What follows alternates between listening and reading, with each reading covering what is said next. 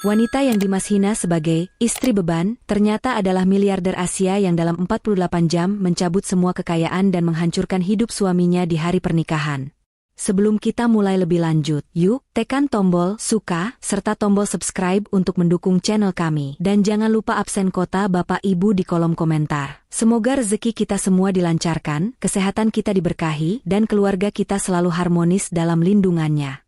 Aku masih ingat betul bau karpet mahal yang selalu Dimas banggakan, seolah-olah karpet itu adalah hasil keringatnya sendiri.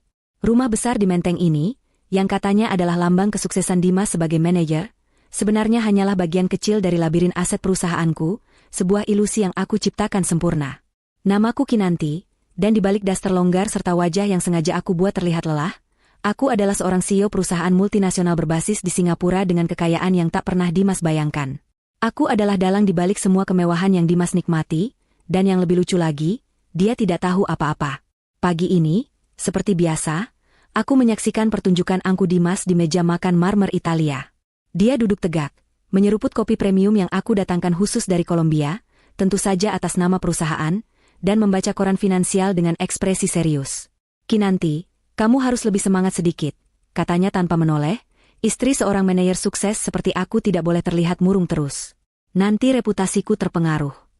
Aku hanya mengangguk pelan, pura-pura batuk, dan meminum teh hangatku yang hambar. Penyamaran sebagai istri yang sederhana dan sering sakit-sakitan adalah mahakarya terbesarku, sebuah topeng yang kupertahankan selama 5 tahun terakhir. Sejujurnya, peran sebagai istri beban ini melelahkan, tapi tujuanku jelas, menguji kejujuran dan melihat karakter asli Dimas sampai ke akar-akarnya. Awal pernikahan kami, Dimas memang menarik. Dia ambisius, pintar bicara, dan punya visi. Tapi seiring aset perusahaan yang diam-diam aku alirkan atas namanya, sebagai bonus karir, palsu dari sebuah entitas tak teridentifikasi, kesombongannya melambung seperti balon helium yang siap pecah. Dimas mulai menganggap semua kemakmuran ini adalah keajaiban dari otaknya sendiri. Lupa bahwa ia hanya memegang kunci yang aku berikan. Hari ini aku ada pertemuan penting dengan investor dari luar negeri. Dimas sesumbar sambil melirik jam tangan mewahnya, hadiah ulang tahun dariku yang dia yakini dibeli dari bonus besarnya. Mereka tertarik dengan portofolio properti kita. "Kamu tahu, Kinanti, tidak mudah mengurus aset sebesar ini. Kamu harusnya bersyukur suamimu sehebat ini." Aku menahan senyum geli. Portofolio properti itu adalah gedung-gedung kantorku, yang Dimas hanya tahu namanya saja di surat-surat palsu yang sengaja aku buat agar dia merasa memiliki. Lucunya, Dimas selalu menggunakan kondisi sakitku sebagai alasan untuk menjauh dan mencari hiburan lain. "Aku harus fokus pada pekerjaan, Kinanti. Kamu kan tahu, kamu sering sakit. Aku butuh ketenangan," ujarnya dulu saat mulai sering pulang larut. Aku, si CEO yang bisa menerbangkan jet pribadi kapan saja, hanya menjawab lemah, "Iya, Mas. Hati-hati di jalan." Ini adalah bagian dari rencana, memberikan Dimas tali sepanjang mungkin agar ia bisa menggantung dirinya sendiri. Jika dia setia dan peduli, aku akan mengungkap identitas asliku dan berbagi kekayaan kami secara sah. Jika tidak, mari kita saksikan sirkus yang akan terjadi.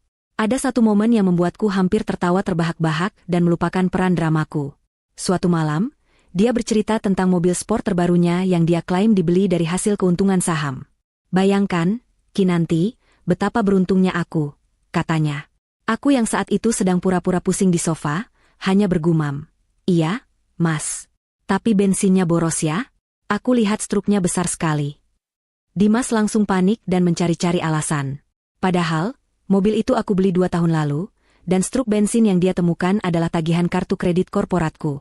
Tapi demi menjaga ilusi, aku biarkan dia percaya diri dengan kebohongannya sendiri. Ibu Dimas, Nyonya Rosa, adalah karakter pendukung yang semakin menambah drama konyol ini.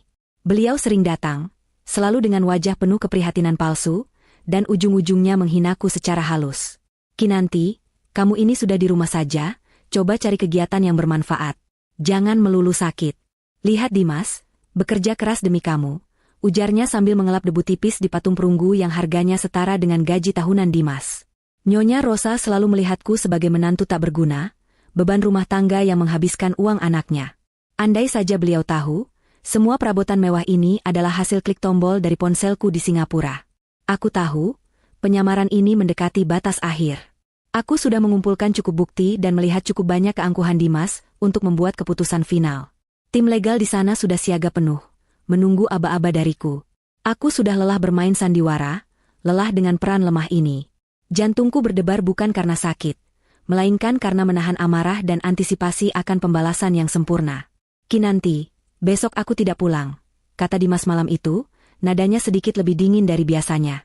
Ada urusan mendesak di luar kota. Kamu baik-baik di rumah. Tatapannya kosong, seolah aku hanya perabotan tambahan yang harus dia input ke dalam jadwalnya. Aku tahu, urusan mendesak, ini pasti melibatkan seorang wanita.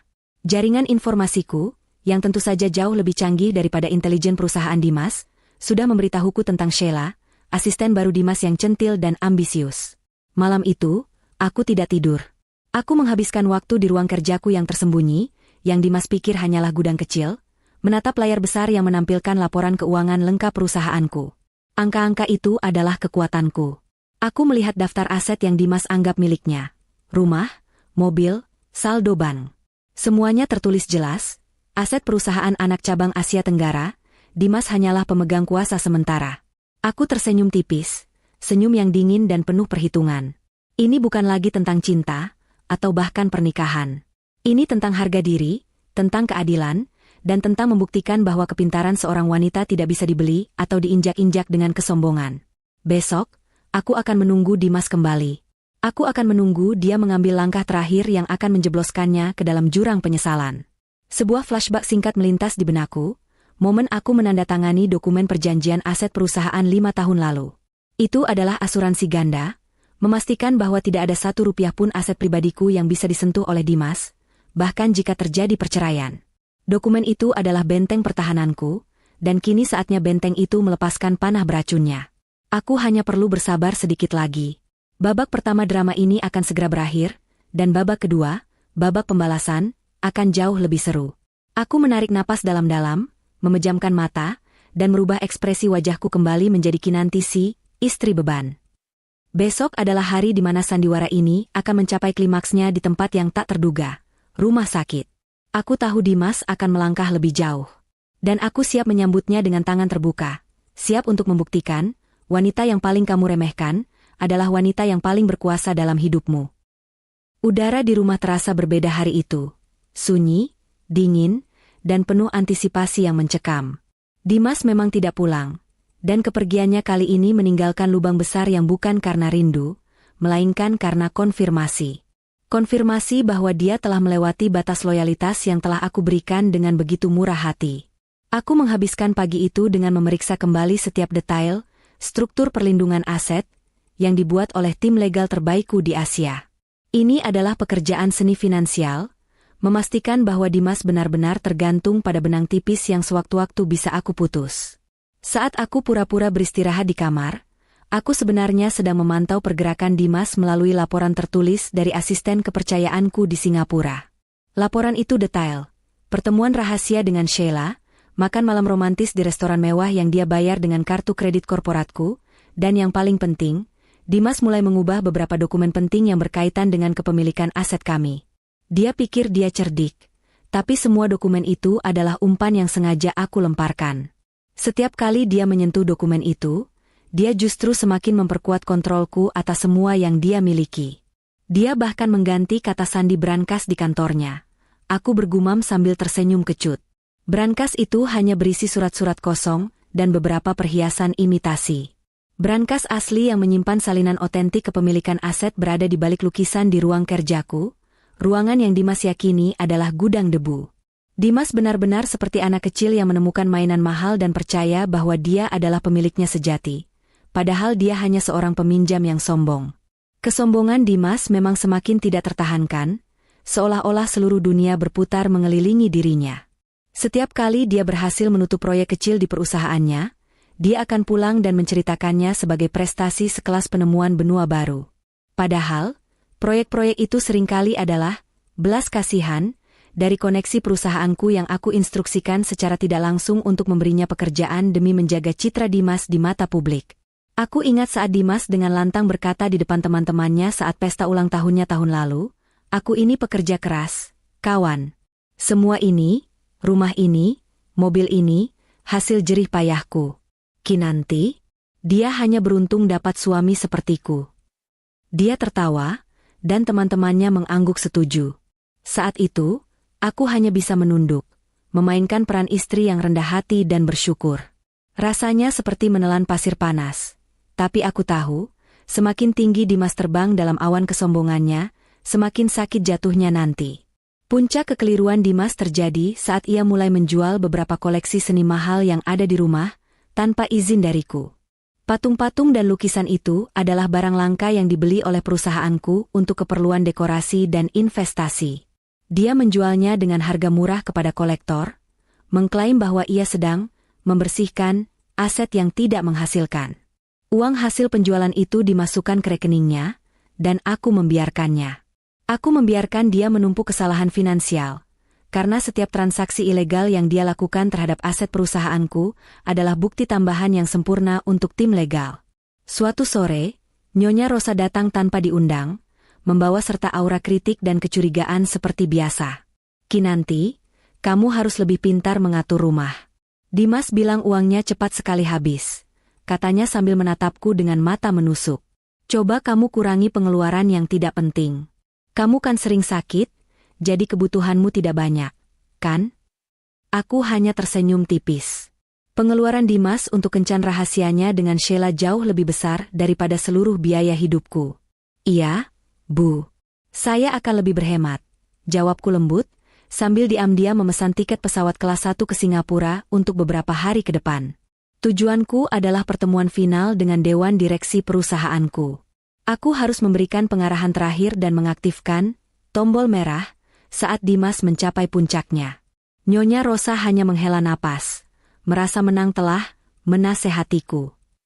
"Dimas itu anak yang jujur dan pekerja keras, Kinanti.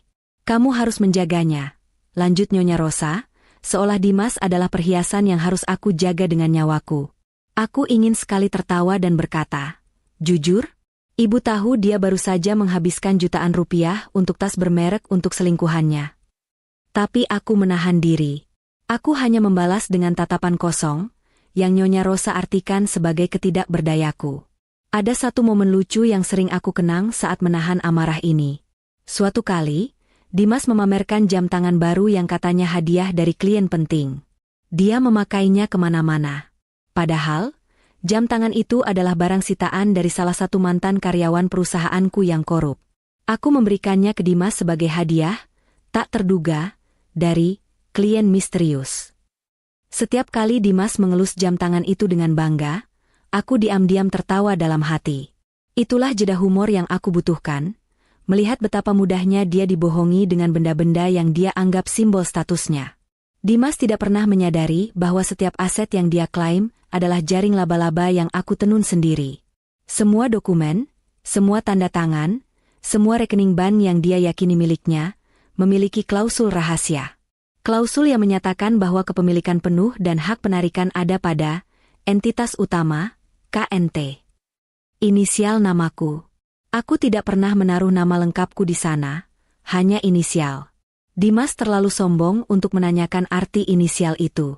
Telepon dari Dimas malam itu merubah segalanya, membawa sandiwara ini ke babak penutup yang menyakitkan.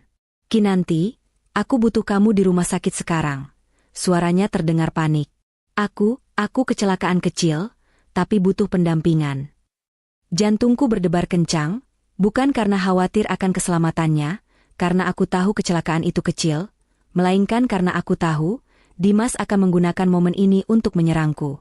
Aku hanya perlu masuk ke dalam perangkap terakhir yang ia siapkan. "Ya, Mas." Aku segera ke sana, jawabku dengan suara yang dibuat lemah dan khawatir. Aku segera berganti pakaian sederhana, dan menyembunyikan ponsel satelitku. Di detik-detik terakhir sebelum berangkat, aku mengirim pesan singkat ke tim legalku, "Siaga penuh. Target akan menyerang di titik terlemah. Tunggu aba-aba."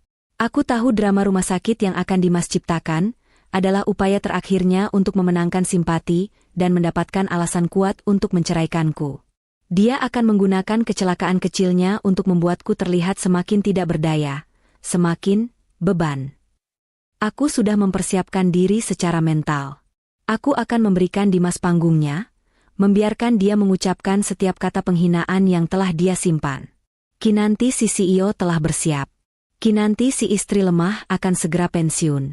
Aku berjalan keluar dari rumah mewah itu, menoleh ke belakang sekali lagi. Rumah ini, yang penuh dengan tawa dan keangkuhan Dimas, akan segera menjadi saksi bisu kejatuhannya. Aku hanya perlu sampai di rumah sakit, membiarkan Dimas mengeluarkan semua racunnya. Karena setelah itu, giliran aku yang akan melepaskan serum keadilan yang pahit. Aku melangkah ke mobil, hatiku dipenuhi campuran amarah yang dingin dan tekad baja. Dimas, bersiaplah. Kamu berpikir semua aset ini milikmu? Kamu salah besar. Kamu baru saja memegang properti dan kekayaan milik musuhmu sendiri. Dan musuhmu ini tidak akan pernah membiarkanmu menang. Rumah sakit Bunda Pertiwi, dengan aroma antiseptik yang menusuk, adalah saksi bisu pertama drama yang aku ciptakan. Begitu aku tiba, aku langsung menuju kamar rawat Dimas yang terletak di bangsal kelas VIP. Tentu saja kamar itu dibayar lunas oleh kartu kredit korporatku. Di sana, aku menemukan pemandangan yang sudah kuduga. Dimas berbaring dengan perban kecil di kepala, tampak lebih dramatis dari kondisi sebenarnya, dan di sampingnya duduk seorang wanita muda, terlalu bersemangat dan beraroma parfum mahal. Dia adalah Sheila, si asisten pribadi yang kini telah berganti peran menjadi kekasih gelap suamiku. Sheila menatapku dari ujung kepala hingga ujung kaki dengan pandangan meremehkan. Pakaianku yang sederhana dan wajahku yang dibuat pucat berhasil meyakinkannya bahwa aku memang seorang istri yang menyedihkan dan tidak berdaya. Aku membalas tatapannya dengan senyum tipis. Senyum yang disalahartikan Sheila sebagai keramahan seorang istri yang tak sadar bahaya. "Oh, ini Tante Kinanti, ya?" kata Sheila dengan nada yang terlalu manis dan dibuat-buat. "Aku Sheila, asisten Mas Dimas. Aku yang menemaninya dari tadi." Mas Dimas pusing sekali setelah kecelakaan kecil ini. Aku mengangguk pelan. Aku tahu dia tidak khawatir. Dia hanya melihat peluang emas untuk memamerkan kedekatannya dengan Dimas, tepat di hadapanku, si istri sah yang rapuh. Dimas, melihat aku datang, langsung mengubah nada bicaranya menjadi penuh keluhan dan tuntutan. "Kamu lama sekali, Kinanti. Aku butuh istirahat." Untung ada Sheila yang cekatan dan mengurus semuanya. "Kamu hanya bisa sakit dan merepotkan." Dia menarik tanganku, yang membuatku refleks menggenggamnya kuat. Kekuatan tanganku yang sesungguhnya tentu saja jauh lebih besar. Tapi aku harus berhati-hati agar tidak merusak peran istri lemahku.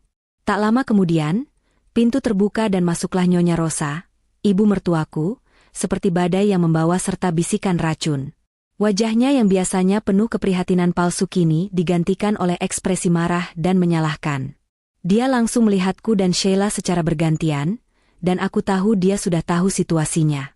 Ironisnya, alih-alih menyalahkan anaknya, ia memilih menyalahkan aku. "Kinanti, lihat apa yang terjadi pada anakku." Nyonya Rosa mendesis, melangkah maju dan menyingkirkanku dari sisi Dimas. "Ini semua karena kamu tidak becus mengurus suami. Dimas pasti tertekan di rumah karena kamu sakit-sakitan terus. Dia butuh istri yang segar dan bisa mendampinginya." Sheila tersenyum penuh kemenangan di belakang punggung Nyonya Rosa. Aku menahan napas. Ini dia, sihir trio penghancur telah dimulai. Kesombongan Dimas, ambisi Sheila, dan bisikan racun Nyonya Rosa. Mereka adalah kombinasi sempurna yang akan mempercepat aku untuk menekan tombol penghancuran finansial.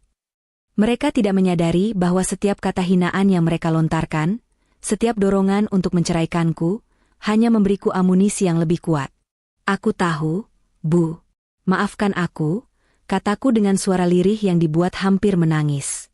Aku sengaja membuat Nyonya Rosa semakin merasa di atas angin. Humor kecilku kali ini adalah melihat betapa puasnya Nyonya Rosa melihatku tak berdaya.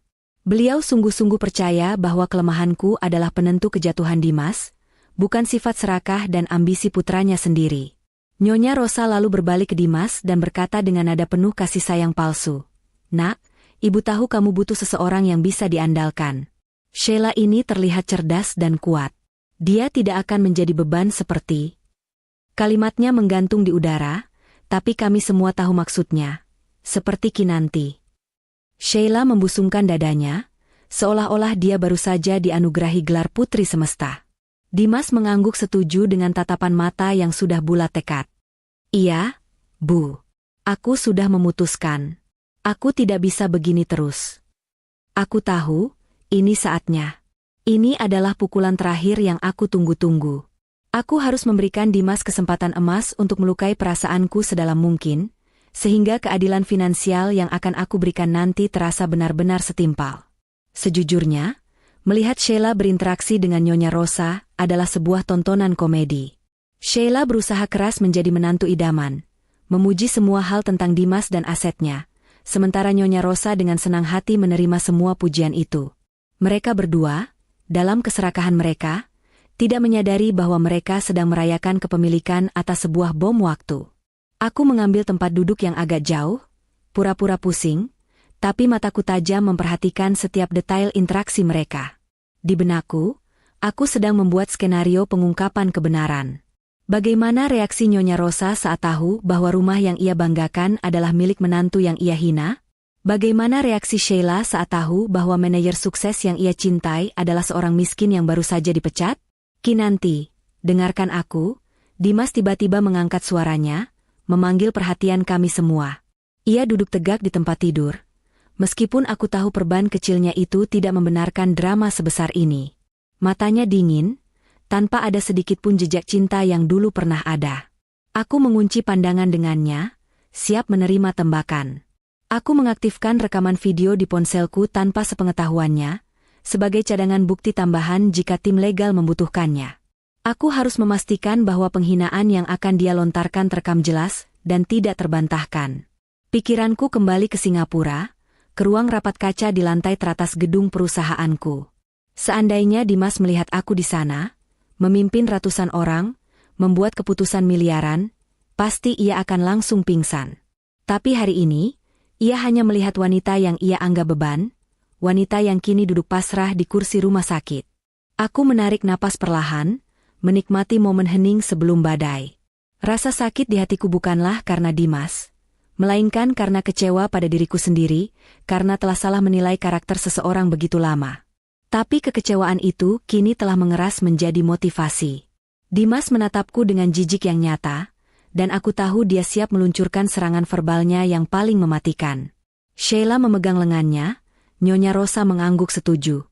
Mereka semua bersekutu dalam kejahatan moral ini. Aku hanya menunggu. Aku menunggu Dimas untuk mengambil langkah ekstrim. Aku menunggu Dimas untuk menceraikanku. Aku menunggu dia untuk menghinaku sebagai istri beban, di tempat paling rapuh yang ia pikir bisa ia temukan. Dan saat kata-kata itu keluar dari mulutnya, aku akan mengirimkan sinyal. Aku, Kinanti, si CEO yang menyamar, siap untuk mendengar kehancuranku palsu, demi memulai pembalasan yang nyata dan menghancurkan. Babak 3 berakhir dengan keheningan, sebelum badai kata-kata menghantamku. Keheningan sesaat itu terasa seperti ketenangan palsu sebelum petir menyambar, dan aku tahu guntur kehancuran akan segera menggelegar dari mulut Dimas. Dimas menatapku, matanya dipenuhi rasa jijik yang tak tersembunyikan, seolah aku adalah sisa makanan basi yang harus segera dibuang. Di saat aku seharusnya menerima dukungan karena kondisi kesehatanku yang lemah, menurutnya, ia malah bersiap untuk menghancurkanku. Kinanti, kita sudah selesai. Aku ingin kita bercerai, katanya dingin, datar, tanpa emosi, seolah ia baru saja memesan makanan cepat saji. Kata-kata itu menusuk, bukan karena cinta yang hilang, karena cinta itu sudah lama mati, tetapi karena betapa tidak berharganya aku di matanya. Aku melihat Sheila di sampingnya menyeringai puas, sementara Nyonya Rosa menghela napas lega seperti beban berat baru saja terangkat. Aku menundukkan kepala, membiarkan rambutku menutupi wajahku, dan di bawah sana, aku mengirimkan satu pesan teks krusial, "Go." Pesan itu dikirim ke tim legal di Singapura. Itu adalah kata sandi untuk mengaktifkan seluruh rencana balas dendam finansial. Mulai detik ini, hitungan mundur 48 jam dimulai. Dimas baru saja menandatangani surat perintah kehancurannya sendiri, tepat di ruang VIP yang dibayar oleh asetku. Aku lelah. Aku tidak bisa hidup dengan seorang wanita yang hanya menjadi beban. Lanjut Dimas, suaranya naik sedikit, ingin memastikan perawat di luar mendengar. Kamu tidak pernah bisa mendampingiku. Kamu hanya menghabiskan uang untuk dokter dan obat-obatan. Lihat Sheila, dia cerdas, kuat, dan mendukung karirku. Dia bukan, istri beban. Aku menahan diri untuk tidak tertawa terbahak-bahak mendengar label itu. Istri beban. Sebuah julukan yang akan menjadi judul berita utama kejatuhannya nanti. Nyonya Rosa buru-buru menimpali, menyempurnakan drama ini. Dimas benar, nak. Kamu harus ikhlas. Anak ibu butuh pasangan yang sepadan dengan kesuksesannya. Ini demi kebaikanmu juga. Nyonya Rosa selalu pandai memutarbalikkan fakta, menjadikan keputusan egois anaknya sebagai tindakan mulia. Mereka bertiga, Dimas, Sheila, dan Nyonya Rosa, adalah sirkus kesombongan yang aku biarkan beraksi di panggung rumah sakit. Aku mengangkat wajahku, mataku dibuat berkaca-kaca, persis seperti skenario istri lemah yang terluka. Tapi, Mas, bagaimana dengan semua yang kita bangun bersama? Tanyaku dengan suara yang sedikit bergetar. Aku harus membuatnya merasa nyaman, harus membuatnya merasa menang sempurna sebelum aku menghancurkannya. Semua yang kita bangun? Kamu bercanda, Kinanti? Dimas tertawa sinis. Aku yang membangun semuanya. Semua aset, semua properti, semua saldo bank itu adalah hasil keringatku. Kamu tidak menyentuh sepeser pun. Aku mengambil semuanya, dan aku akan memberikannya kepada Sheila, wanita yang pantas mendapatkannya. Itu dia. Pernyataan lengkap dan terekam jelas. Pengakuan bahwa dia telah mengambil aset yang dia yakini miliknya untuk diberikan kepada selingkuhannya. Tentu saja, Dimas tidak tahu bahwa dia tidak pernah benar-benar memiliki apapun. Dia hanyalah manajer investasi palsu untuk perusahaanku. Aku, sang CEO sejati, kini telah memiliki semua bukti yang diperlukan, baik secara emosional maupun legal. Humor gelap kali ini muncul saat aku membayangkan wajah tim legalku di Singapura. Mereka pasti bekerja seperti mesin sekarang, menekan tombol transfer, membekukan akun, dan mengirimkan surat perintah penyitaan ke Jakarta. Mereka adalah para profesional berkepala dingin, tetapi aku yakin mereka pasti sedang menahan tawa saat melihat instruksi dariku yang begitu mendramatisir dan sinematik. Jadi, kamu akan menceraikan aku, Mas? Tanyaku lagi, memastikan Dimas mengulanginya. Aku butuh kejelasan, agar tidak ada celah hukum. Ya, aku akan menceraikanmu. Sekarang juga. Dimas berteriak, mengambil ponselnya untuk menghubungi pengacara. Dia begitu bersemangat dan yakin bahwa dia telah mencapai kemenangan finansial terbesar dalam hidupnya. Dia berpikir, dengan menceraikan istri beban ini, dia mendapatkan semua kekayaan dan wanita baru dalam satu paket. Sungguh pemikiran yang dangkal dan tragis. Aku menatap Sheila. Wanita muda itu memegang erat lengan Dimas. Matanya berbinar karena perhitungan yang serakah. Dia tidak melihat Dimas. Dia hanya melihat saldo bank dan properti. Dan aku tahu, saat aset itu menguap, Sheila akan menguap lebih cepat dari uap air. Aku bangkit perlahan dari kursi. Tindakanku membuat Dimas dan Nyonya Rosa terkejut. Aku berdiri tegak di depan tempat tidurnya, untuk pertama kalinya dalam 5 tahun, tanpa berpura-pura sakit. Wajahku yang tadinya pucat, kini tampak tegang dan dingin. Baik, Mas. Aku setuju, kataku, suaraku kini lebih kuat, tanpa getaran ketakutan. Aku akan mengurus surat-suratnya. Dan aku harap, kamu tidak akan menyesali keputusan ini. Nyonya Rosa segera menyahut. Menyesal? Untuk apa menyesal? Kami bebas dari beban. Cepat urus perceraiannya, Kinanti. Aku menatap Nyonya Rosa lama. Tatapan ini bukan lagi tatapan menantu yang takut, melainkan tatapan seorang atasan kepada karyawan yang membuat kesalahan fatal. Aku berbalik dan berjalan menuju pintu. Saat tanganku menyentuh kenop, Dimas memanggilku lagi. Tunggu. Kamu akan kembali kemana? Jangan coba-coba mencari bantuan. Ingat, kamu tidak punya apa-apa lagi. Aku berhenti. Tanpa menoleh ke belakang, aku mengucapkan kalimat terakhirku sebagai istri beban, Kinanti. Aku akan kembali ke tempatku seharusnya, Mas. Dan kamu, berhati-hatilah dengan kekayaan palsu yang kamu banggakan itu. Karena terkadang, apa yang kamu lihat bukanlah apa yang kamu miliki. Aku keluar dari kamar itu, meninggalkan Dimas, Sheila, dan Nyonya Rosa dalam kegembiraan semu mereka. Aku berjalan cepat menyusuri koridor rumah sakit, ke toilet umum. Di sana, Aku mengunci diri dan mengeluarkan ponsel satelitku. Aku merapikan rambutku, membuang air mata palsu dari wajahku, dan menarik napas dalam-dalam. CEO Kinanti telah bangkit. Telepon pertama ke kepala tim legal, konfirmasi status penyitaan Bang Dimas. Jawaban di seberang sana tenang, profesional, tarik total saldo, Nyonya. Dimas sudah 0. Telepon kedua ke manajer aset properti, status penyitaan rumah Menteng. Jawaban, surat perintah sita atas nama entitas KNT telah dikirim dan diterima oleh notaris. Dalam 48 jam, properti akan dikunci. Aku menatap cermin, melihat pantulan wanita yang kuat, bukan wanita yang rapuh. Aku tertawa kecil, tawa yang dingin dan penuh kemenangan. Dimas telah menceraikan, istri beban, dan mengklaim semua asetku di rumah sakit. Itu adalah kesalahan terbesarnya. Karena sekarang, ia akan menghadapi pembalasan finansial paling sempurna yang pernah ada. Aku meninggalkan rumah sakit Bunda Pertiwi, bukan lagi sebagai istri yang rapuh, melainkan sebagai algojo finansial yang baru saja memulai eksekusi. Aku tahu, dalam 2 hari ke depan, kehidupan mewah Dimas akan runtuh berkeping-keping.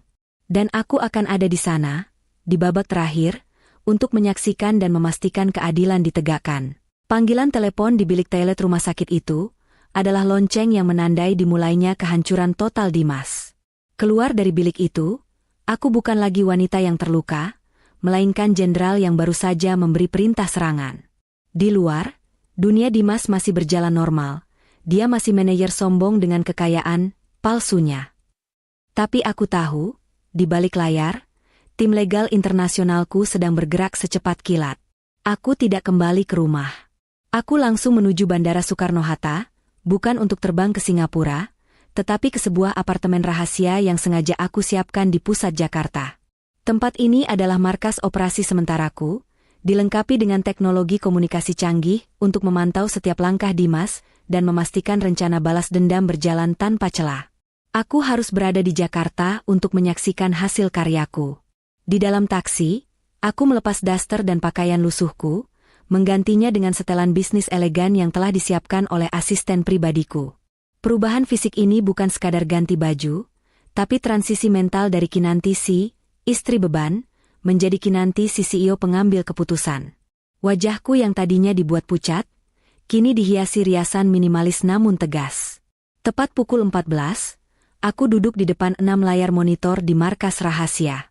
Setiap layar menampilkan pergerakan aset Dimas, jadwal pengiriman surat legal, hingga feed berita finansial. Aku menyalakan pengeras suara untuk konferensi jarak jauh dengan tim legal dan tim keamanan. Aku harus memimpin langsung operasi ini. Baik, tim.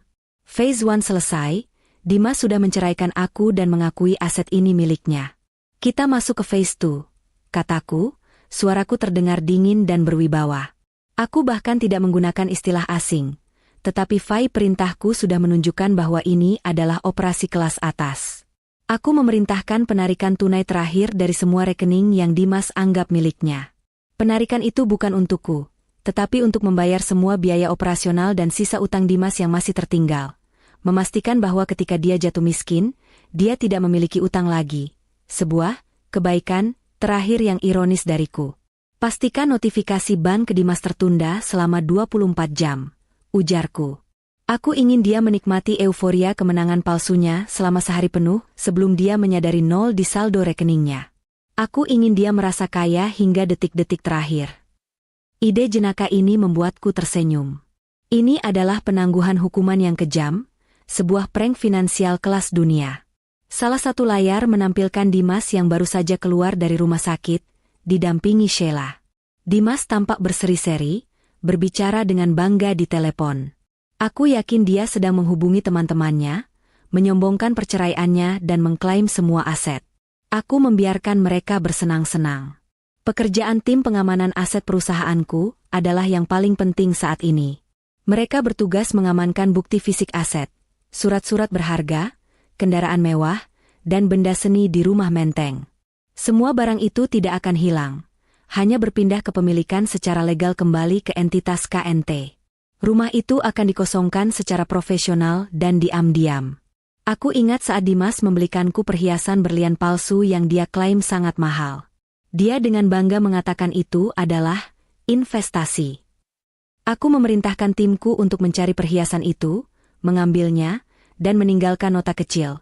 Barang ini palsu, sama seperti kekayaanmu. Ini adalah sentuhan pribadi yang aku tambahkan, sebuah humor pahit untuk mengiris hatinya. Sementara timku bekerja, aku mulai menyusun pernyataan publikku. Pernyataan ini haruslah kuat, emosional, dan mengandung pelajaran moral yang tinggi, persis seperti yang disukai oleh target penontonku, orang tua Indonesia 50 tahunan. Aku ingin mereka merasa terwakili, bahwa kecerdasan seorang wanita tidak boleh diremehkan. Aku memanggil manajer humasku yang sangat terpercaya. Aku ingin konferensi pers dalam 48 jam. Aku ingin seluruh media besar nasional hadir. Venue-nya harus yang paling bergengsi. Aku tahu, pengungkapan identitasku sebagai CEO miliarder di media massa akan menjadi pukulan telak yang menghancurkan reputasi Dimas dan Nyonya Rosa di mata sosial, lebih menyakitkan daripada kerugian uang. Pikiranku berkelana, memikirkan Nyonya Rosa. Beliau pasti sedang sibuk merencanakan pesta pernikahan Dimas dan Sheila. Dia pasti sudah membayangkan kehidupan mewah tanpa aku. Beban. Aku harus memastikan Nyonya Rosa juga merasakan pahitnya pembalasan ini. Aku tertawa kecil saat melihat laporan transaksi kartu kredit Dimas di layar. Dia baru saja membeli gaun pengantin mewah untuk Sheila. Uang itu masih bisa ditarik kembali karena transaksi dilakukan atas nama kartu korporat yang baru saja aku bekukan. Gaun mahal itu akan menjadi utang yang harus ia bayar sendiri. Humor ini membuatku rileks di tengah ketegangan operasi. Aku bersandar di kursi, meminum teh hangat yang disiapkan asistenku. Semua berjalan lancar. Dalam hitungan jam, Dimas akan mulai merasakan ada yang salah. Saldo yang berkurang, kartu yang ditolak, dan kejutan terbesar akan datang di hari pernikahannya. Aku sudah menghitung semuanya dengan cermat, bahkan reaksi emosionalnya. Nyonya, suara dari speaker memanggilku. Kami telah mengirimkan notifikasi penarikan saldo ke ponsel Dimas. Dia akan menerimanya dalam 30 menit. Aku mengangguk. 30 menit untuk Dimas merasakan kejutan pertama. Itu baru permulaan. Aku membayangkan Dimas yang sombong panik saat melihat saldo banknya lenyap. Itu pasti akan jadi tontonan yang mahal. Aku melihat jam. Waktu terus berjalan, dan nasib Dimas berada di ujung jariku. Ini bukan hanya tentang uang. Ini tentang memulihkan harga diri yang telah diinjak-injak, tentang membuktikan bahwa kejujuran dan integritas adalah aset paling berharga. Dan aku, Kinanti, akan memastikan keadilan finansial ini berjalan sesempurna mungkin. Gelombang panik Dimas mulai terasa, bahkan dari jarak puluhan kilometer. Aku tidak perlu melihatnya secara langsung. Cukup dengan memantau aktivitas ponselnya dan notifikasi keuangan yang terhubung ke jaringan aset perusahaan, aku tahu bahwa pukulan pertama, yaitu penarikan saldo, sudah menghantamnya. Aku melihat adanya serangkaian panggilan panik ke bank dan ke pengacaranya. Kartu kredit korporat Dimas sudah ditolak di 3 toko berturut-turut, lapor salah satu tim keamananku melalui speaker. Aku tersenyum tipis. Dimas, yang terbiasa menggunakan kartu tanpa batas, pasti merasa bumi bergetar di bawah kakinya. Aku membayangkan ekspresi bingung dan marahnya saat kasir toko mengatakan, "Maaf, Bapak, transaksi ditolak." Aku telah merencanakan penarikan aset ini dengan presisi bedah, memastikan Dimas kehilangan pijakan finansialnya tanpa bisa melakukan perlawanan hukum yang berarti. Semua aset properti yang selama ini dia banggakan telah dibekukan dalam semalam. Tim legalku telah mengirimkan surat pemberitahuan penyitaan ke notaris, menetapkan bahwa kepemilikan kembali ke entitas KNT harus dieksekusi dalam 48 jam ke depan. Pagi hari di Jakarta yang cerah itu menjadi hari terburuk dalam hidup Dimas, meskipun dia belum menyadarinya sepenuhnya. Dia mungkin berpikir ada masalah teknis di bank atau server kartu kredit. Aku memberinya waktu untuk mencari tahu sendiri, membiarkannya berjuang dalam jaring yang semakin mengikat. Ini adalah bagian dari hukuman. Membiarkannya merasa tidak berdaya, tidak memiliki kontrol. Tepat pukul 10, langkah yang paling dramatis dimulai, penyitaan rumah mewah di Menteng. Tim pengamanan asetku yang berpakaian rapi, didampingi oleh petugas notaris resmi, bergerak menuju kediaman Dimas. Aku memantau pergerakan mereka melalui kamera yang tersembunyi. Humor muncul ketika aku menyadari bahwa tim pengamanan itu adalah orang-orang yang Dimas yakini sebagai klien penting dari perusahaanku. Pastikan mereka memperlakukan barang-barang itu dengan hormat. Instruksiku kepada tim di lapangan. Itu semua masih aset perusahaan. Jangan ada yang rusak. Ambil semua yang bersifat pribadi dan kirimkan ke tempat Dimas saat ini. Aku ingin Dimas mendapatkan semua barang pribadinya dalam satu kotak, sebagai simbol bahwa dia tidak diizinkan membawa apapun dari rumah itu. Di rumah itu, Nyonya Rosa sedang bersiap-siap untuk datang dan mengukur gorden baru, sebuah kemewahan yang ia yakini sebagai haknya. Tiba-tiba, kedatangan notaris dengan surat perintah penyitaan tentu akan menjadi kejutan yang mematikan bagi Nyonya Rosa. Aku sangat menantikan reaksi emosionalnya, karena dia adalah arsitek utama penghinaan terhadapku. Nyonya Rosa pasti akan mengancam, berteriak, dan mungkin bahkan menangis. Tapi di hadapan hukum dan dokumen resmi yang ditandatangani oleh Dimas sendiri, meskipun dia tidak tahu implikasinya, ancaman Nyonya Rosa tidak akan berarti apa-apa. Timku dipersenjatai dengan bukti tak terbantahkan bahwa Dimas hanya pemegang kuasa, bukan pemilik sejati. Aku melihat layar, dan benar saja, Nyonya Rosa muncul dan mulai berteriak histeris kepada notaris. Ini rumah anak saya. Kalian tidak bisa seenaknya. Dimas adalah manajer sukses. Kalian pasti salah alamat. Notaris dengan tenang menunjukkan dokumen-dokumen itu. Aku membayangkan mata Nyonya Rosa terbelalak saat melihat inisial, KNT, di setiap surat kepemilikan. Ini adalah harga dari kesombongan, kekayaan yang dipinjam, kini ditarik kembali tanpa ampun. Semua properti, termasuk mobil-mobil mewah yang Dimas banggakan, satu persatu dibawa pergi oleh timku. Mobil itu hanya dibungkus stiker bertuliskan, dikembalikan ke pemilik sah. Sementara itu, Dimas masih sibuk berdebat dengan pengacaranya yang kini mulai terlihat frustrasi. Pengacara Dimas pasti bingung, karena setiap dokumen kepemilikan yang Dimas berikan kepadanya ternyata memiliki klausul tersembunyi yang kini diaktifkan. Pengacara itu pasti menyadari bahwa Dimas telah ditipu habis-habisan oleh istrinya sendiri, sebuah skema finansial yang sangat brilian. Aku membiarkan mereka berjuang, aku membiarkan mereka panik. Setiap detik panik Dimas adalah pemulihan harga diriku. Aku tidak harus berteriak atau berdebat. Cukup dengan satu pesan singkat, aku bisa menghancurkan kerajaan yang dibangun di atas kebohongan. Langkah terakhir. Bekukan akses komunikasi Dimas dengan semua koneksi bisnisnya. Perintahku. Pastikan dia benar-benar terisolasi. Dia tidak boleh mendapatkan bantuan atau pinjaman dari siapapun. Aku ingin Dimas berdiri sendiri, tanpa teman, tanpa uang, dan tanpa tempat berlindung. Pukul 16, operasi penyitaan fisik selesai. Rumah Menteng kini kosong, hanya menyisakan dinding dan lantai. Semua barang berharga sudah diamankan. Timku meninggalkan satu hal kecil di meja ruang tamu, di mana Dimas sering memamerkan kekayaannya. Sebuah surat cerai yang telah aku tanda tangani. Di apartemen rahasiaku, aku merasa lega yang luar biasa. Beban penyamaran selama 5 tahun itu akhirnya terlepas. Tidak ada lagi pura-pura sakit, tidak ada lagi senyum palsu. Kini hanya ada Kinanti, si CEO yang adil dan tegas. Waktu tersisa di jam hitungan mundurku hanya tinggal 24 jam. Aku harus beristirahat, karena besok adalah hari H pernikahan Dimas dan Sheila. Puncak dari sandiwara ini akan terjadi, dan aku harus tampil prima untuk pukulan finishing di media massa. Dimas akan kehilangan segalanya, dan kemudian dia akan kehilangan reputasinya. Aku melihat layar yang menunjukkan Dimas kini panik dan berkeringat, menelepon Sheila, mencoba menjelaskan hilangnya uangnya. Aku tertawa pelan. Mereka berdua, dalam keserakahan mereka, akan segera berbalik melawan satu sama lain. Malam itu, aku tidur nyenyak. Pertama kalinya dalam waktu yang lama, karena aku tahu keadilan finansial telah ditegakkan. Besok, aku akan tampil sebagai diriku yang sejati, dan menghancurkan Dimas untuk selamanya. Pagi pernikahan Dimas dan Sheila terasa ironis, ditandai dengan gemuruh tawa dan euforia palsu yang akan segera berubah menjadi isak tangis keputusasaan. Dari markas rahasia, aku menerima laporan lengkap. Acara pernikahan mereka diadakan di sebuah ballroom mewah Hotel Bintang 5. Tentu saja, Dimas membayar depositnya dengan sisa uang di kartu kredit yang kini telah diblokir. Aku memastikan tidak ada satupun berita tentang pengungkapan identitasku yang bocor sebelum acara Dimas dimulai.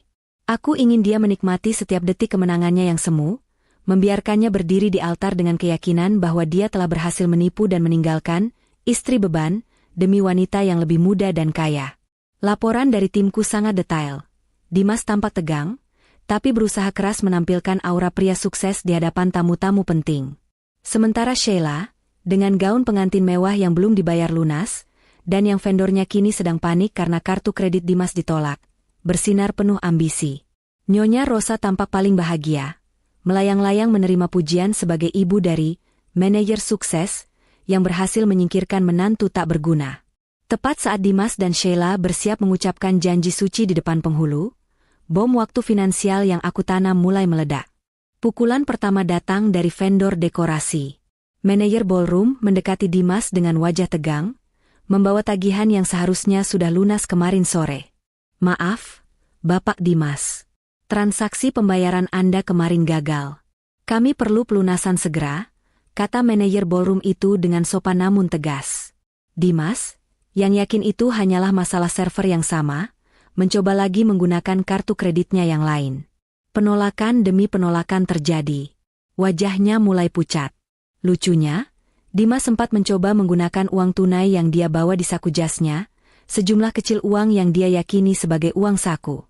Uang itu tentu saja tidak cukup untuk membayar tagihan pernikahan mewah ini. Dia mulai berkeringat di bawah lampu sorot, sementara tamu-tamu mulai berbisik. Pukulan kedua, dan yang paling mematikan, datang dari notaris yang diutus timku. Notaris itu, seorang wanita parubaya yang berwibawa, masuk ke dalam ballroom dan langsung menuju Dimas, mengabaikan upacara yang sedang berlangsung. Dia membawa dokumen penyitaan rumah. Maaf mengganggu, Bapak Dimas. Saya di sini mewakili entitas KNT, kata notaris itu dengan suara lantang yang menghentikan semua musik.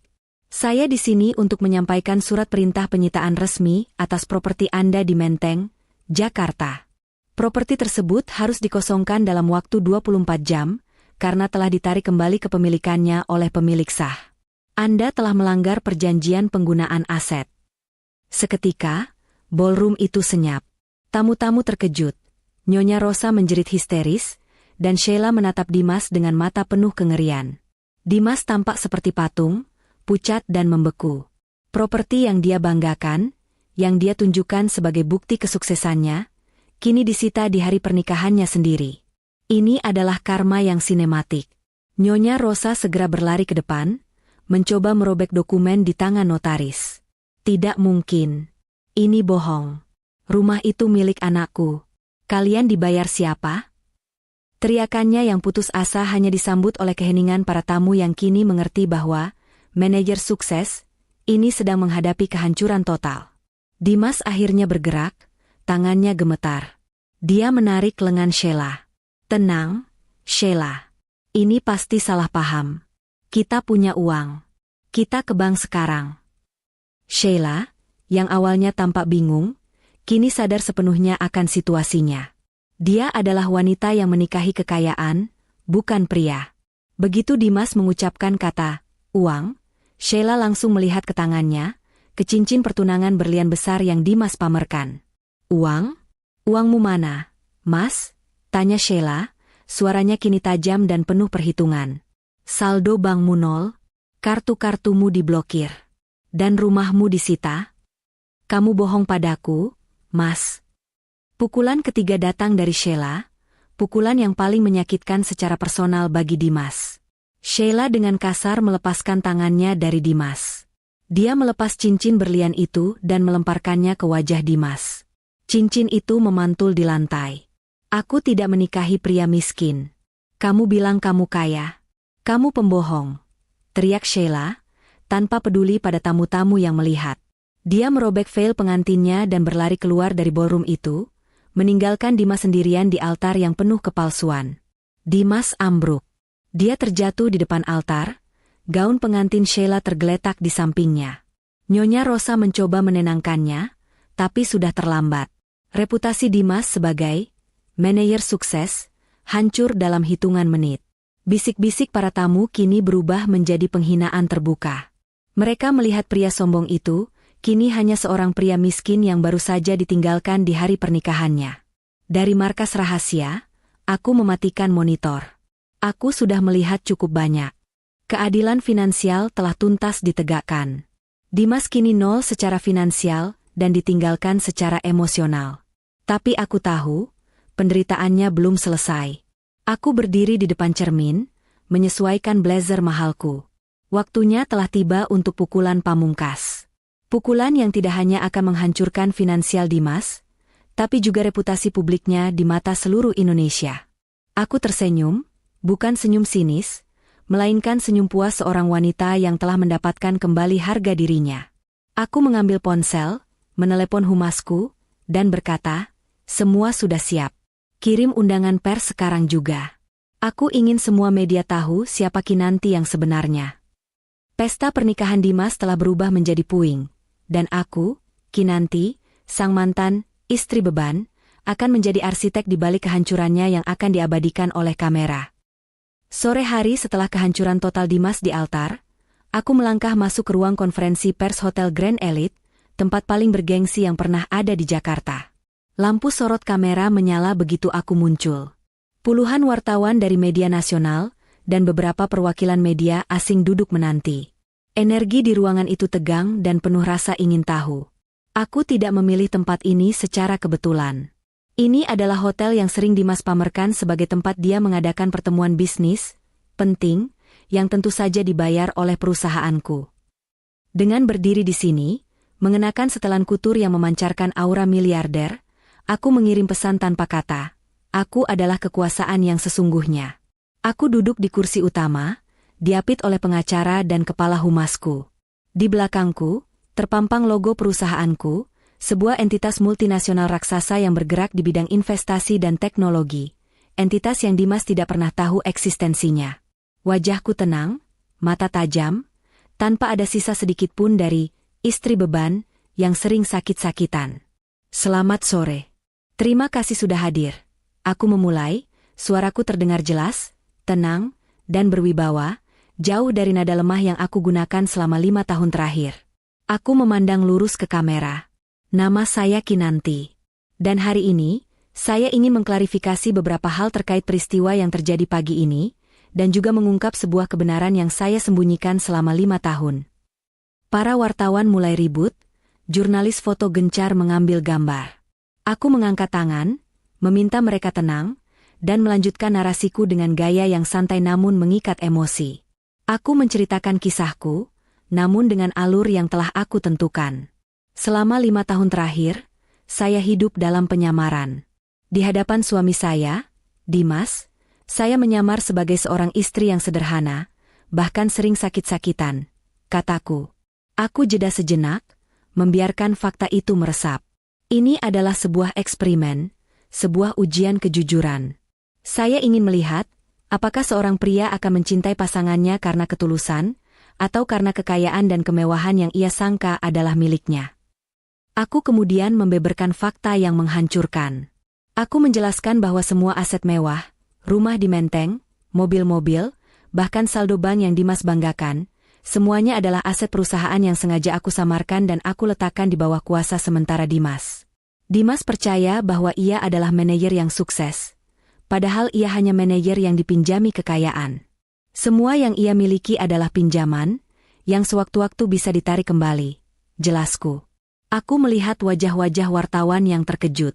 Kisah ini terlalu sinematik, terlalu dramatis untuk tidak menjadi berita utama. Pukulan emosional terbesar datang saat aku menceritakan kejadian di rumah sakit. Aku memutar rekaman suara dari ponselku, yang aku rekam di bab 4, di mana suara Dimas terdengar lantang dan dingin, menceraikanku, menghinaku sebagai istri beban, dan mengklaim semua aset itu untuk diberikan kepada Sheila. Pengkhianatan dan penghinaan ini bukan hanya menyakitkan, tapi juga merusak harga diri saya sebagai seorang wanita dan sebagai seorang pebisnis, kataku, kini dengan nada yang sedikit lebih tegas. Saat Dimas menceraikan saya dan mengambil kekayaan saya, saat itulah saya memutuskan bahwa sandiwara harus berakhir. Dan saya harus menegakkan keadilan. Kemudian, Aku mengaktifkan kartu as, pengungkapan identitas asliku. Aku berdiri tegak, memandang langsung ke kamera. Hari ini, di hadapan Anda semua, saya mengungkap identitas saya yang sesungguhnya. Saya bukan hanya Kinanti, mantan istri Dimas. Saya adalah Kinanti Nuraga, pendiri dan CEO dari Grup Nusantara Global, salah satu perusahaan investasi multinasional terbesar di Asia. Ruangan itu meledak. Teriakan dan bisikan wartawan memecah keheningan. Miliarder Asia yang selalu tertutup, Kinanti Nuraga, adalah istri sederhana yang baru saja diceraikan oleh suaminya yang sombong. Kontras ini adalah berita utama yang tak terbantahkan. Aku memberi waktu kepada mereka untuk mencerna informasi ini, sambil aku membiarkan humor kecil muncul dalam pikiranku. Dimas dan Nyonya Rosa pasti sedang menonton ini di televisi kumuh, tanpa tahu bahwa wanita yang mereka hina telah menghancurkan mereka di panggung dunia. Dalam 48 jam, melalui tim legal saya, semua aset perusahaan yang disalahgunakan oleh Dimas telah ditarik kembali. Lanjutku. Dimas telah kehilangan segalanya. Bukan karena saya kejam, tetapi karena dia mengambil apa yang bukan miliknya. Dia jatuh miskin bukan karena saya meninggalkannya, tetapi karena dia mengkhianati satu-satunya sumber kemakmurannya. Aku juga menyampaikan pukulan kepada Nyonya Rosa dan Sheila. Aku menjelaskan bagaimana Nyonya Rosa menghinaku dan bagaimana Sheila dengan serakah mengejar Dimas, karena mengira dia kaya. Keadilan ini juga berlaku untuk Nyonya Rosa, yang ikut menghina saya dan menikmati kemewahan palsu itu. Reputasi Dimas dan ibunya kini berada di tangan publik. Aku mengakhiri konferensi pers dengan pesan moral yang kuat, yang sangat penting bagi target penontonku. Kisah ini adalah pelajaran. Jangan pernah meremehkan seorang wanita. Jangan pernah menganggap kekayaan yang bukan hasil keringatmu sebagai milikmu. Saya Kinanti, dan saya membuktikan bahwa kecerdasan, harga diri, dan integritas jauh lebih bernilai dari kekayaan yang dipinjam. Aku tersenyum puas, menjawab beberapa pertanyaan singkat dan meninggalkan ruangan itu di tengah kekacauan media yang kini memburu berita terbesar tahun ini. Misiku selesai. Dimas hancur secara finansial di hari pernikahannya, dan kini hancur secara reputasi di hadapan seluruh negeri. Aku tahu persis di mana Dimas dan Nyonya Rosa berada saat konferensi persku mengguncang seluruh Indonesia. Di sebuah motel kecil, tempat tersembunyi yang bisa mereka jangkau setelah diusir dari hotel mewah. Laporan dari tim pengamanku sangat detail. Mereka menonton siaran langsung konferensi persku dari televisi kecil yang buram, menyaksikan dengan mata kepala sendiri kehancuran reputasi mereka di tangan wanita yang mereka hina. Reaksi Nyonya Rosa dikabarkan paling dramatis. Jeritan, tangisan, dan pingsan berulang kali. Dia tidak hanya kehilangan rumah dan kemewahan, tetapi juga kehilangan harga diri sosialnya. Bagi wanita sepertinya, dicap sebagai ibu dari penipu yang ditipu, di mata publik adalah hukuman yang jauh lebih berat daripada kemiskinan itu sendiri. Dimas, di sisi lain, jatuh ke dalam jurang depresi yang dingin dan sunyi. Dia tidak berteriak atau menangis, hanya duduk diam di sudut kamar motel, menatap kosong ke layar televisi. Semua teleponnya berdering tanpa henti, bukan dari teman, melainkan dari wartawan yang ingin konfirmasi berita dan dari teman bisnis yang membatalkan semua kerjasama dengannya. Reputasinya hancur berkeping-keping. Aku memastikan timku melacak dan mengirimkan semua barang-barang pribadi Dimas dan Nyonya Rosa yang tertinggal di rumah Menteng. Barang-barang itu dikirim dalam kotak kardus lusuh ke motel tersebut. Di atas kotak Dimas, aku meminta pengacaraku melampirkan sebuah amplop kecil berisi kunci brankas kantornya. Brankas yang Dimas yakini berisi uang, padahal hanya berisi surat-surat kosong dan satu kartu nama perusahaanku yang sudah lama dia buang. Humor gelap kali ini adalah membayangkan Dimas membuka brankas dengan harapan menemukan sisa-sisa harta, hanya untuk menemukan kekosongan. Harapan palsu yang aku berikan itu jauh lebih menyakitkan daripada kenyataan langsung. Itu adalah sentuhan akhirku untuk menghancurkan harapannya. Beberapa hari kemudian, Nyonya Rosa dan Dimas harus menghadapi kenyataan pahit. Tidak ada seorang pun yang bersimpati kepada mereka. Keluarga besar Dimas, yang dulunya menyambutnya karena kekayaannya, kini menjauhi mereka karena takut reputasi mereka ikut tercemar. Sheila, tentu saja, menghilang tanpa jejak setelah mengetahui Dimas benar-benar miskin. Dimas mencoba mencari pekerjaan baru, tapi setiap pintu tertutup di hadapannya. Siapa yang mau mempekerjakan mantan CEO gadungan yang dipermalukan secara nasional? Nama Dimas sudah tercemar selamanya, menjadi simbol pria sombong yang serakah. Aku menerima laporan bahwa mereka akhirnya pindah ke sebuah kontrakan kecil di pinggiran kota, jauh dari kemewahan yang pernah mereka nikmati. Nyonya Rosa yang biasanya glamor kini harus memasak sendiri, mencuci piring, dan menghadapi kehidupan biasa yang selama ini ia hina. Dia sering mengeluh dan menyalahkan Dimas. Sementara Dimas hanya bisa diam, menyadari bahwa ibunya pun adalah korban dari kesombongannya sendiri. Di tengah semua kesibukanku sebagai CEO yang kini terbuka, aku selalu meluangkan waktu untuk membaca berita tentang mereka. Aku tidak melakukannya karena dendam, melainkan untuk memastikan bahwa keadilan telah benar-benar bekerja. Kisah mereka kini menjadi viral, menjadi trending topik yang berisi ribuan komentar dari publik yang kebanyakan mendukung tindakanku. Komentar dari target penontonku, para ibu-ibu 50 tahunan, adalah yang paling menghangatkan hati. Mereka menulis, "Syukurlah Kinanti tidak jadi istri beban. Itu baru namanya wanita cerdas."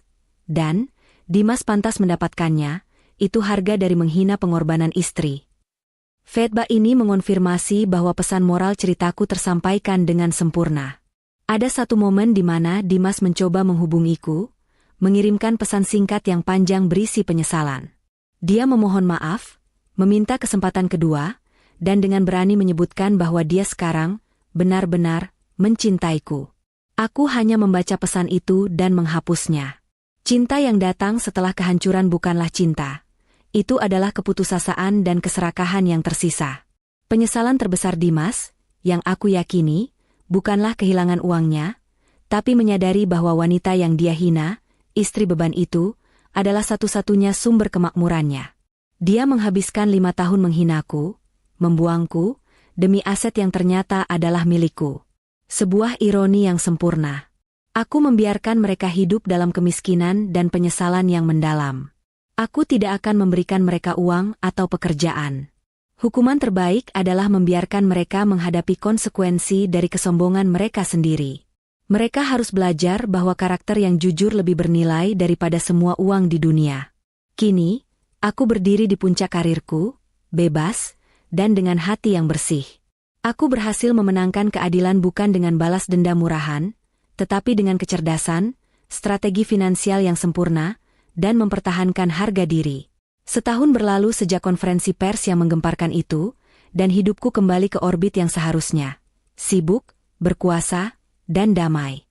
Kinanti si CEO telah kembali sepenuhnya, memimpin perusahaanku ke tingkat kesuksesan yang lebih tinggi. Perceraianku dengan Dimas tuntas tanpa drama. Karena secara hukum, Dimas tidak memiliki apapun untuk dituntut. Kebebasan yang aku rasakan kini adalah kebebasan sejati, bukan hanya kebebasan finansial, tetapi kebebasan dari ilusi dan kepalsuan.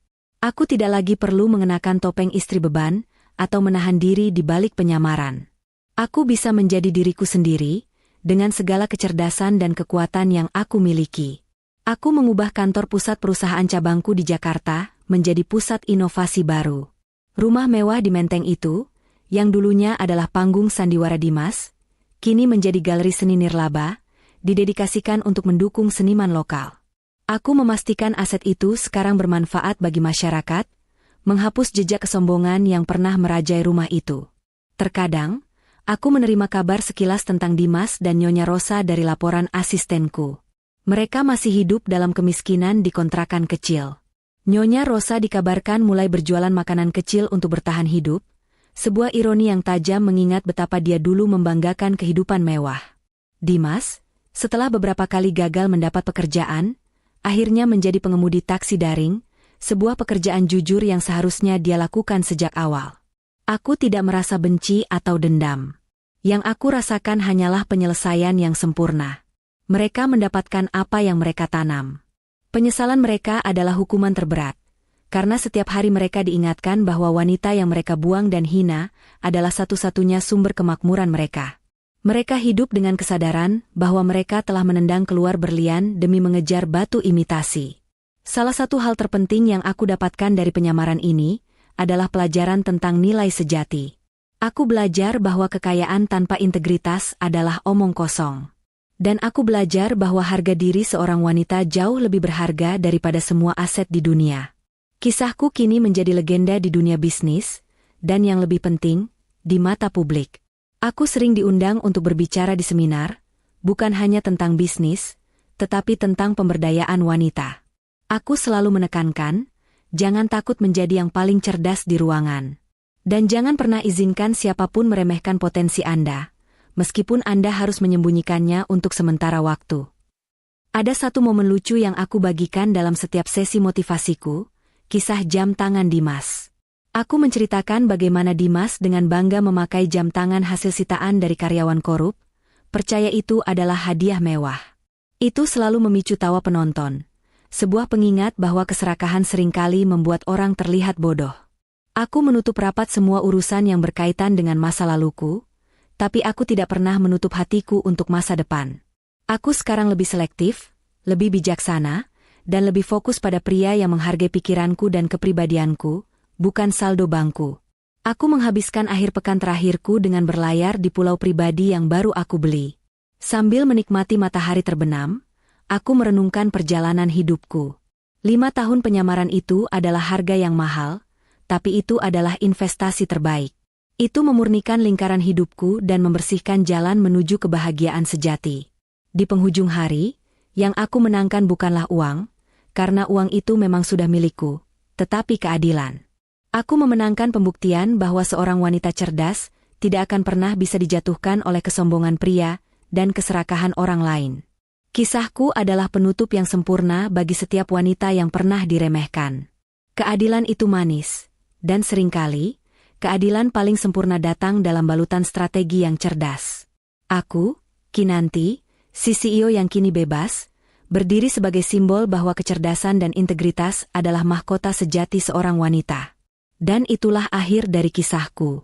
Kisah tentang seorang wanita yang menyamar sebagai istri beban untuk menguji suaminya yang sombong, yang kemudian memilih untuk mengambil kembali apa yang menjadi miliknya, dan membuktikan bahwa harga diri jauh lebih bernilai dari kekayaan yang dipinjam.